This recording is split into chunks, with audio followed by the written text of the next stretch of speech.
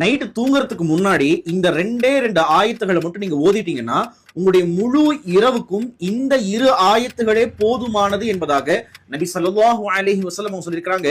அது என்ன ஆயத் அப்படின்னு சொன்னா, சூரத்துல் பக்ராவுடைய கடைசி இரு ஆயத்துகள் 285 ஆமனர் ரசூலு என்று தொடங்கக்கூடிய இந்த ஆயத்தும், லா யுகல்லிஃபுல்லாஹு நஃப்ஸன் என்று தொடங்கக்கூடிய 286வது ஆயத்தும், இந்த இரு ஆயத்துகளை ஓதிக்கொண்டாலே இரவு முழுக்க அதுவே போதுமானது. போதுமானது அப்படின்னா அந்த வார்த்தைக்கு என்ன அர்த்தம் அப்படின்னா, உலமாக்கள் என்ன சொல்றாங்கன்னா, முழு இரவும் வணங்கிய நன்மை, அல்லது முழு இரவும் குர்ஆன் ஓதிய நன்மை, அல்லது முழு இரவும் பாதுகாப்பு கிடைப்பதற்காக அல்லாஹ் ஏற்பாடு செய்கிறான் என்பதாக இந்த இரு ஆயத்துகள் சொல்லப்பட்டது.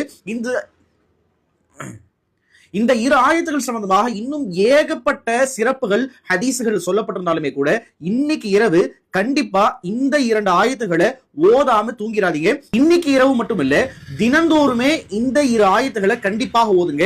நீங்க மட்டும் இல்ல, உங்களை சுத்தி இருப்பவர்களுக்கும் இந்த 2 ஆயத்துகளை ஓதும்படியாக நீங்களே ஆர்வம் ஊட்டுங்க.